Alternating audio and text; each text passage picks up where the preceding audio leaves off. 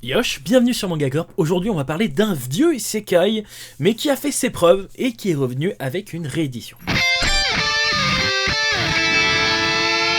Magic Knight Treyarch a été créé par le studio Clamp et de base est sorti entre 1993 et 1996 au Japon, et donc il est arrivé en 1996 chez Manga Player, puis en 2001 chez Pika. Et donc Pika justement qui nous fait cette belle réédition avec une jaquette, ma foi, qui brille, très jolie. Je pense que vous avez aucun visuel, je suis très mauvais pour ça. Oh, regardez-moi ce setup dégueulasse. Alors pour terminer avec ces infos, sachez que pour cette réédition il va y avoir 6 tomes, donc c'est une série relativement courte.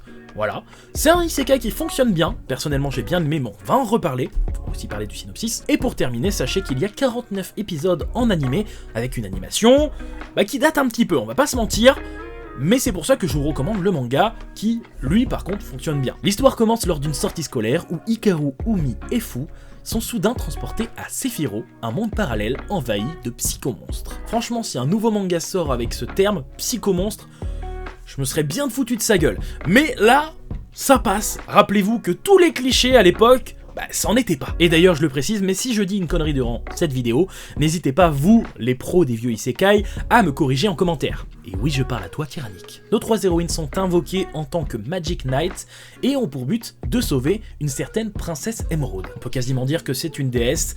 Si elle va pas bien, le monde va pas bien. Et on a l'équivalent du roi démon, j'imagine, qui a un nom qui sonne aussi bien vieillot, franchement, ça nous met vraiment dans l'ambiance. Il s'appelle Zagato. Ça fait méchant, Zagato. Enfin, il y a gâteau dedans, quoi, ça me donne plus faim qu'autre chose. Donc oui, on est sur un scénario assez classique, ma foi, mais bon, quand c'est bien maîtrisé et qu'on a des bons personnages, voilà, ça fait toujours plaisir, et puis surtout c'est un des précurseurs, du moins j'imagine, j'y connais rien en vieux isekai. Déjà je voulais vous parler de l'édition. En plus des petites dorures qu'il y a sur la jaquette, qui sont ma foi magnifiques, on a énormément de pages couleurs, et ça c'est du lourd. Pour une réédition, franchement, ça fait plaisir. Ça donne envie d'avoir... C'est un bel objet, quoi. Vraiment, c'est un bel objet. Pika a fait du très bon taf, et je pense que les fans de la série doivent être à donf pour ce titre.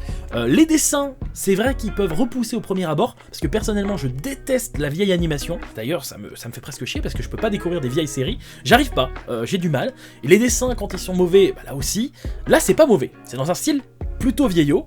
Il y a énormément de détails, et c'est vrai que quand j'ai tourné les premières pages, j'ai eu un petit peu de mal, mais je me suis habitué très vite. Voilà, il m'a fallu à peine un chapitre pour, voilà, m'accrocher dedans, et en fait, j'en lis tellement peu des mangas, des vieux mangas finalement, que ça reste un style à part entière, et j'ai kiffé, j'ai vraiment kiffé. Donc déjà voilà, très belle édition, des dessins vraiment jolis, très maîtrisés, et puis surtout qui changent de l'ordinaire. Pour ce qui est de Sephiroth, le monde magique, on n'est pas sur un truc d'aujourd'hui, donc il n'y a pas de guilde d'aventuriers, il n'y a pas de je vais monter de rang, je vais battre le roi démon. Là, non, on a donc nos 3 héroïnes qui viennent pour sauver justement ce monde, et ça me fait plus penser à des trucs comme Ni no Kuni ou des choses comme ça. C'est des univers que j'aime beaucoup personnellement, et puis ça va vite quoi, on n'a pas besoin de voir autre chose, on est sur une série plutôt courte, donc ça va dans le vif du sujet, ça nous en dit pas trop sur l'univers, mais juste ce qu'il faut pour vraiment nous accrocher, nous immerger dans celui-ci, et moi, j'ai kiffé, on sent qu'on a affaire à des professionnels. Et puis sur le peu que j'ai lu, il y a quand même des biomes